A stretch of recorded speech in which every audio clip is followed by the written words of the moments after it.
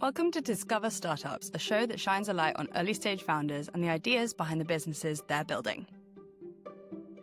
I'm Georgie Brown, and on today's show, how Joyce and her co-founder Laura set out to build Investrio, a platform giving solopreneurs the financial infrastructure that they've been missing.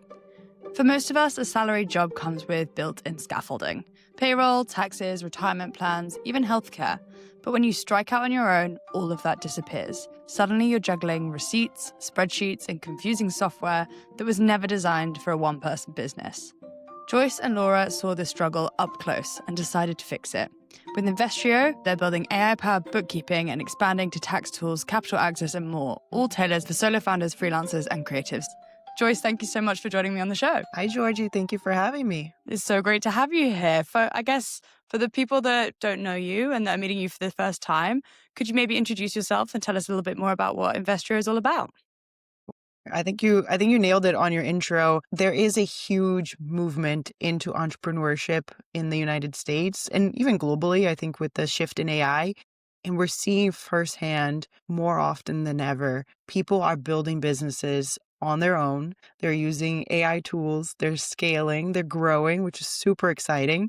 But when it comes to their finances, it's still a hot mess. You don't know what's a write-off. You don't know what to do when it comes to tax time, let alone there are so many other advantages you should be taking as a business owner that are not top of mind. So we're building your financial tool, your financial bestie, to help you build and grow your business alongside you.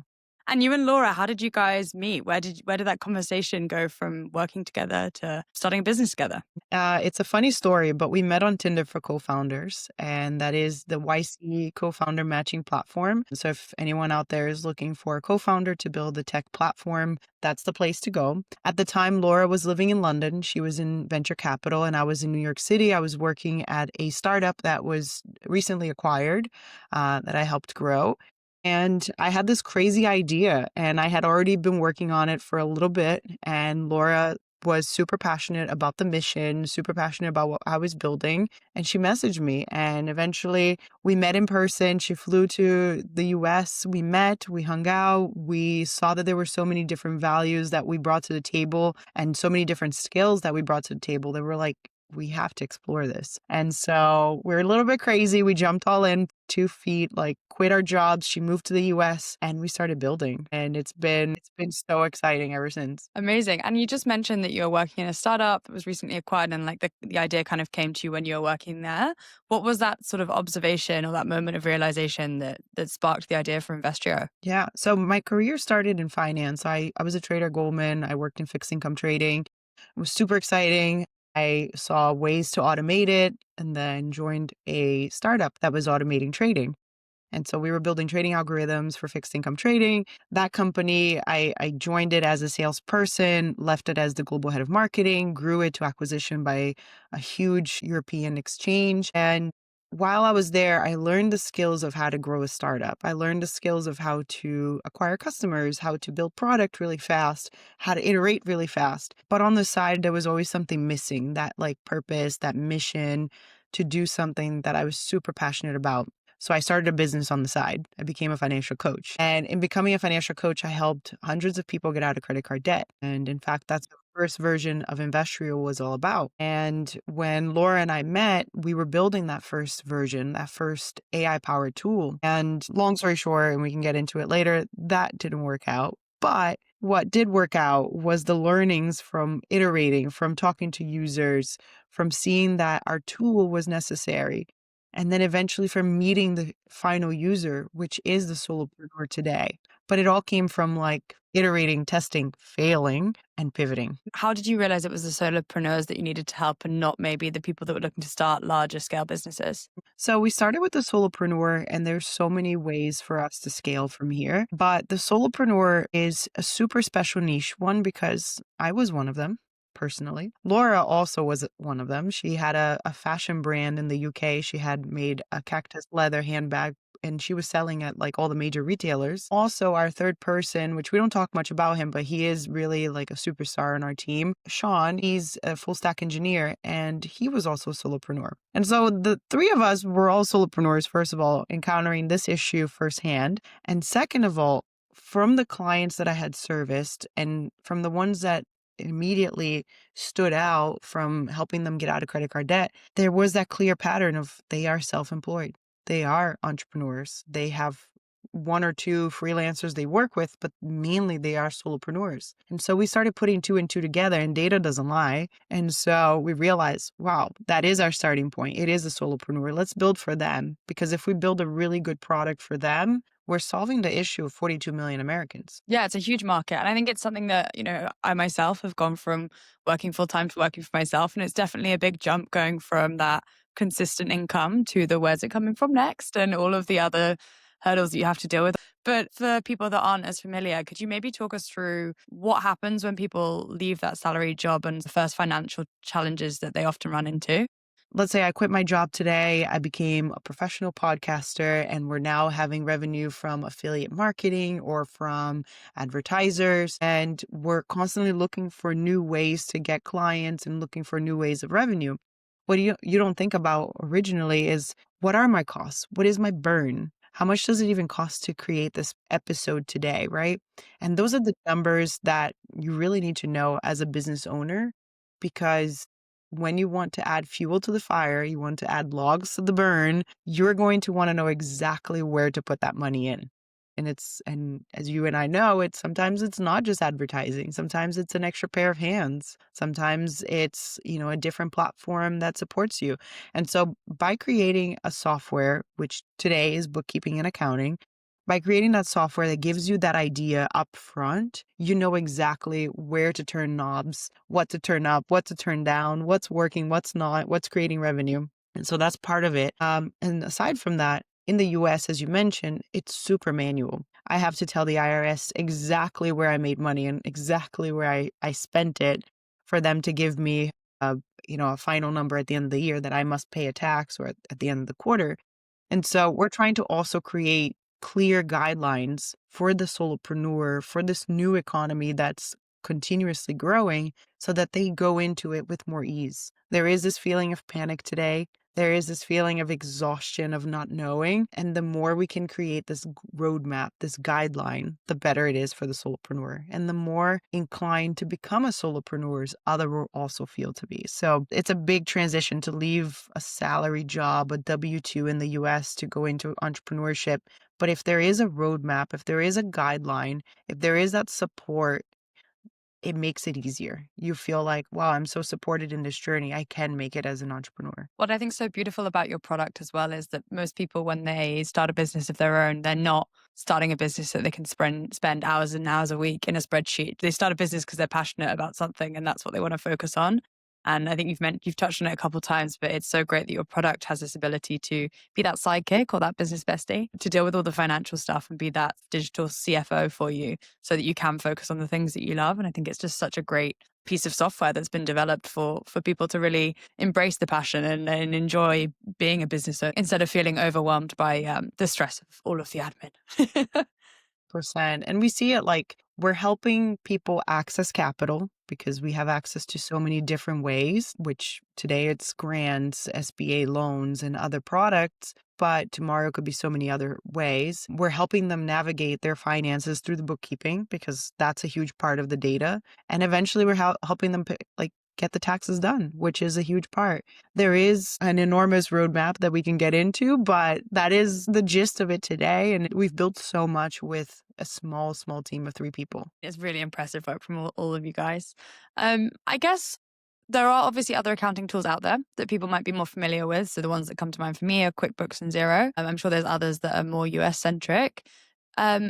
They often feel like they've been built for bigger companies. Why do you think those guys are leaving the solopreneurs out of the conversation when they're doing product development? That's exactly it. They were built for bigger companies. They were built for teams with a CFO or a bookkeeper on staff on payroll. They were built for teams that have payroll. We don't have payroll as solopreneurs.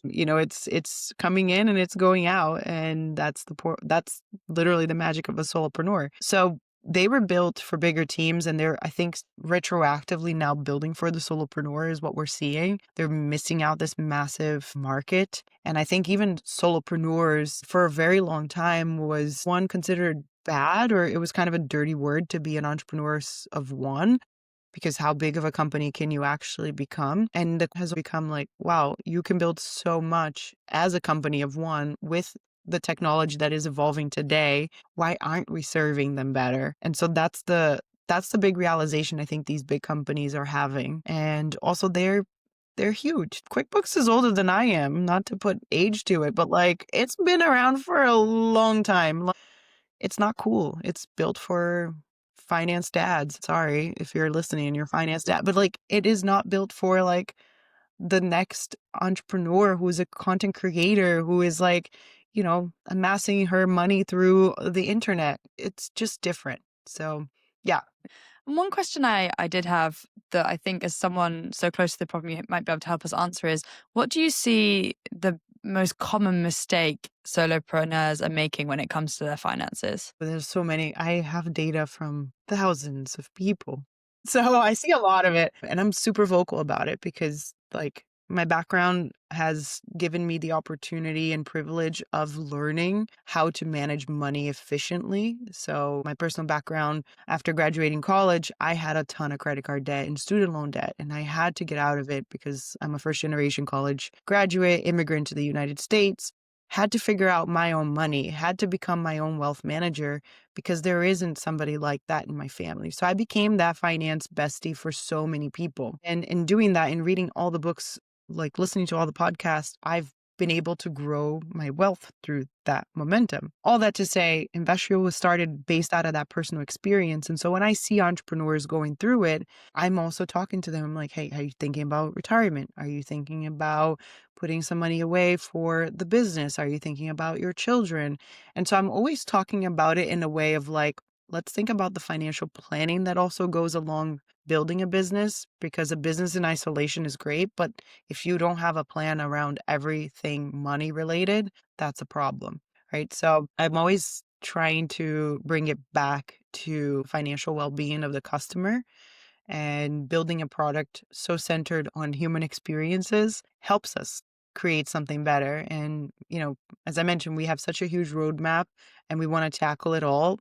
And we can't. It's very difficult to build technology as fast as ideas come in. But yeah, that's what we have in mind. And to answer your question, I see so many mistakes, but I'm so vocal about it. And we try to explain through content on social media, through the community that we've built, through, we have Bestie, your AI bestie within the app that you can chat with, all these things. She's trained like a financial advisor. I literally trained her to talk like me. Like, so you can ask her anything. Well, that really nicely takes us on to talking maybe a bit more specifically about the product itself.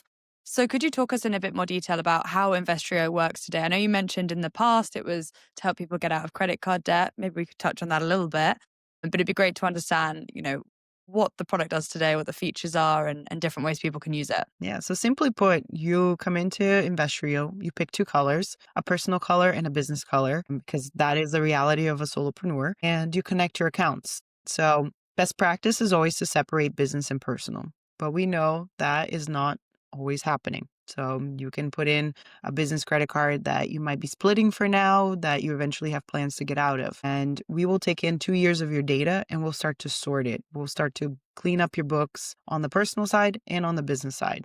That also helps us understand who you are as a person, as a business owner. You tell us a little bit about yourself, about your business, standard procedure, and we get started on cleaning up the books. We have gamified it to give you a percentage of how clean are your books and where we need your help on, because we're still learning. Essentially, that is the biggest part of the tool, the bookkeeping and the analyzing of the data, because then we can give you some high level metrics on income, expenses, net revenue, and we can create some of the reports that you need for tax filing in the US. Aside from that, the tool is also helping you understand your cash flow. So it's simply put on a budget. It's just showing you where your money went, where are we spending most money each month, and you can look at it from a high level and a low level as you please. You can also send invoices on the tool today. So getting paid is a massive focus for solopreneurs. So we are supporting Stripe, Plaid, PayPal, Venmo, all of the major tools that you are already connected to. So we're just trying to make it easy. Send your invoices, get paid. Like that's the point. And last but not least, you can find funding. So it's a huge part of the app. It's available today on the homepage. We have multiple ways of finding access to capital, such as grants. We have our own grant machine. So every week we're sending out new ways and new opportunities for business owners in the US. And you mentioned the cleanup and going through the books, and it sounds like a really enjoyable experience, which is maybe not something that's typically paired with accounting software as an idea. How does that cleanup work? Is it a team of people doing it? Is it AI? Maybe talk me through how it works on the back end. Yeah. So as I mentioned, I like to automate things that I do. In the past, I've automated some of the trading tools and some of the trading analytics that I've needed, and have worked in that for a very long time. So this is all automation. So we're working with a data scientist and myself, and we're building out the algorithm ourselves to do some of that cleanup. Today, we're at 94% accuracy in Wow, terms that's of amazing. how we sort expenses. It's good. We want to get to 100%. It takes time and it takes a whole lot of data. So we're not quite there yet, but we're pushing the bar really high, and we're trying to make the experience very pleasant for the user, because we get it. You didn't start a business to start a bookkeeping, side hustle as well. Yeah. But we did. So we're really focused on making that really enjoyable and making sure that things are classified correctly to not only maximize your deductions, but also appease to like IRS rules, make sure everything is correct, and make sure you have peace of mind at the end of the day. On the funding side of things, you mentioned you've got all these grants that people can access through the tool. How do you guys go about sourcing them, and these partnerships that you have with banks, with investors, or just tell me a bit more about how they make their way onto the platform? Yeah. Uh, Again, automation. We have a scraping machine that we've built for finding grants across the country. And the sad reality, to be honest, is that fewer and fewer grant dollars are going to small business owners since there's been a huge shift in the geopolitical space in the United States. And so we're really leaning on private corporate grants nowadays for small business owners and startups. And so there's been that big shift. Government is cutting all funding for small business and innovation. So we really are relying on other companies, and that's how we're finding it. And we just launched a very small grant for service providers because we're seeing a huge need. So this month of September, we launched our very own grant by Investrio to support solopreneurs in the service space, because they are some of the least funded and biggest growing market opportunity, in my opinion. So, yeah, there's that. And then for partnerships with banks, we're still open to those and open to speaking with others who would like to launch a grant through our platform. Congratulations on launching the Investrio grant. I mean, that is an amazing achievement and such an amazing thing to be able to give back to your community. It's a real sort of pay it forward moment of being able, I suppose, to give back to other service providers, having been one yourself through your coaching. I couldn't agree more that I think the service providers are the people that help these other businesses get up and running and get off the ground. So it's really great to hear that industry being supported, which typically isn't supported by a lot of these grants and funding opportunities. When it comes to the product itself, obviously, I know that the focus right now is really on founders, solopreneurs, creators. Have you guys had much interest, or are you maybe looking to expand to a B2B audience? Yeah, it's funny because we've been asked by coffee shops and restaurants, "Hey, can you build this for us as well?" We're still entrepreneurs, small businesses with like one or two employees. And the reality is we are really focused on making the experience better today for the solopreneur before we expand. We did get a lot of demand from service providers like accountants and bookkeepers, because their clients are asking them to switch out of tools that don't appease to them anymore and try Investrio. And so we've been building for the accountants and the bookkeepers who want to get promoted in their jobs. The way we're seeing is everyone's getting promoted by using our machine learning algorithm, our AI. And so the bookkeeper is no longer sitting there and classifying things for you. They're analyzing your data and they're giving you insights on what to do next, right? And whereas an accountant would do the cleanup from a bookkeeper's perspective and then file your taxes, we're also helping them. Like, they're getting clean reports. They're just double checking, analyzing, understanding the data, asking you questions, and potentially even helping you move forward with your business. So the way we're seeing is we're leveraging automation here to help everybody do better on their jobs instead of sitting there and clicking to clean things. So that's like been where we spent a lot of time the last couple of weeks actually building this platform. I mean, I think I've got quite a few accountant friends that, yeah, with a software like this, it would make their lives a lot easier too, to be able to serve those solopreneurs and the creators that they look after. And I think it's amazing the impact that a really great UI can have on someone's workday when you're using a tool that feels nice to use as well, which yours looks absolutely stunning from everything that I've seen. Thank you. And there's a lot of confetti.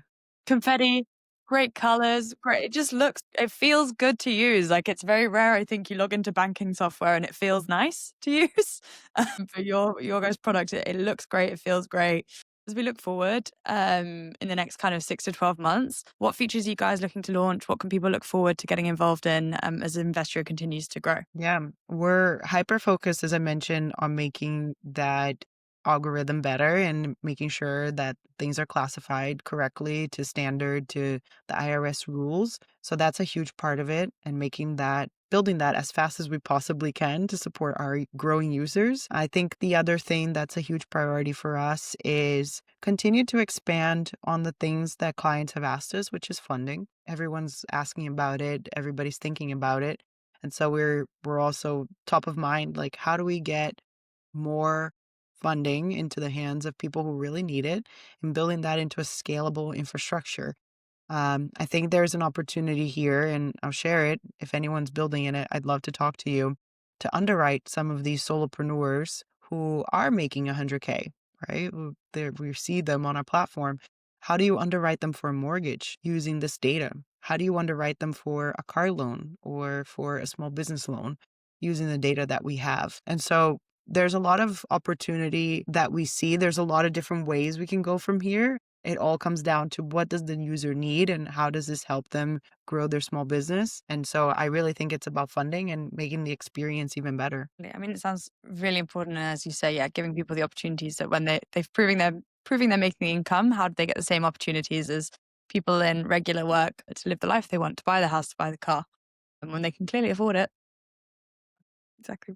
And I'd be amiss to not talk about the community that you guys have built around Investro. Obviously, you've built a fantastic platform, but from us chatting a few times, you've also built a fantastic community of founders, entrepreneurs, creators all over the States. Would you talk to me a little bit about that and how you and your community work together? Yeah.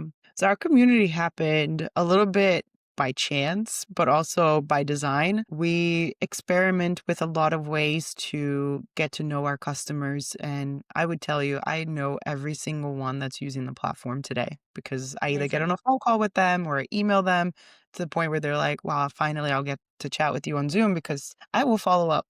I talk to everybody. And Laura and I have been building this community organically during the time we went through Techstars, which is an accelerator in the US, was our first investor. And we started getting the same kind of response like, I'm a great entrepreneur, but I am so lonely. This is a really lonely journey. So Hmm. we're like, want to get a coffee? Because we're lonely as founders too. And we're just building tech just a little bit miles different address from you. It happened so organically. Our first meetup had 100 people. And Oh, we were like, amazing. we have to do this again. And we kept getting the same question, like, how do we stay in touch? And we're like, well, we can connect on LinkedIn or Instagram. And that still felt like super cold and not at all us. And so we created a WhatsApp channel. And so we host these events. Women are welcome to join our WhatsApp where they can promote their business, ask questions. We celebrate each other. We support one another. We share opportunities. And it's been really, really cool to see them grow their businesses. We have one beauty founder who's now, in an Ulta, the stores, the Ulta competition. We have another beauty founder who's been growing her content creation on social media to a point now she's making serious dollars. We have LinkedIn influencers. So we're seeing this community grow and these are women who are willing to help each other out, right? Like it created referrals, it created network effects. Sometimes they hang out on the weekends, they go for coffees and lunch and we're like, okay, this is cool. Like there's a whole opportunity here and everyone learns and grows from it and the community, I would say, has created a lot of word of mouth and support. And every time we ask them for feedback or question on should we build this feature, they're willing to listen, they're willing to help. You sometimes don't get that building tech. Totally. I mean, it sounds like a really great community. And I think, women in business supporting each other is always a great thing. And it's great to hear that you guys have been able to build, like, accidentally, such an amazing community around this, not just to support the business, but for everyone to support each other. So props to you guys for that as well, because it's really impressive. Maybe moving on to a final few questions.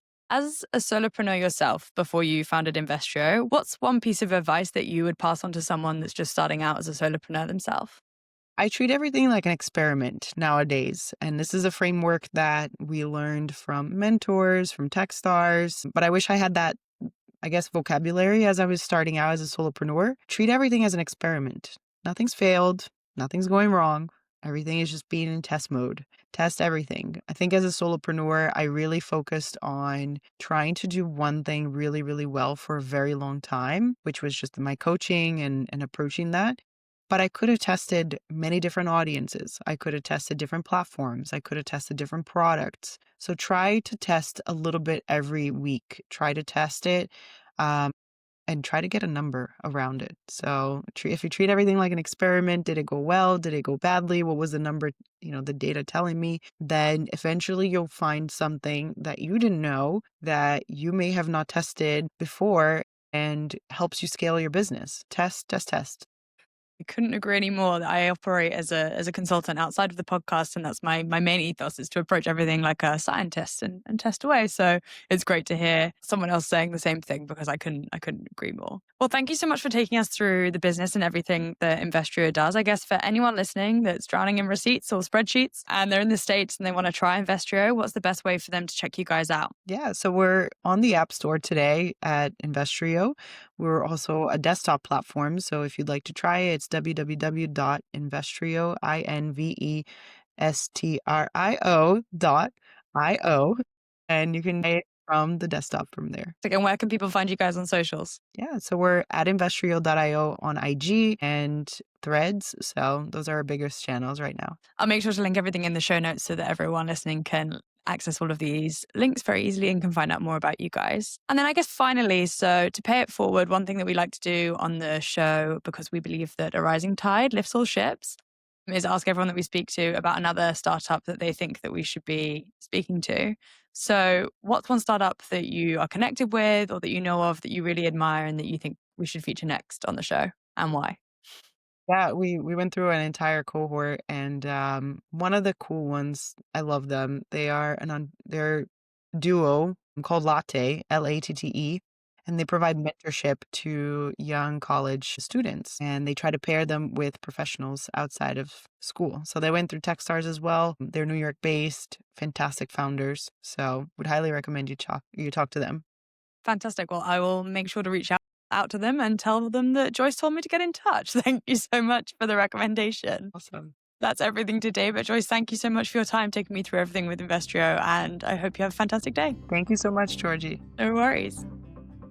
If you enjoyed this episode, you can support Joyce, Laura, and the Investrio team by checking out the links in the show notes, following them on social media, and sharing this episode with a friend.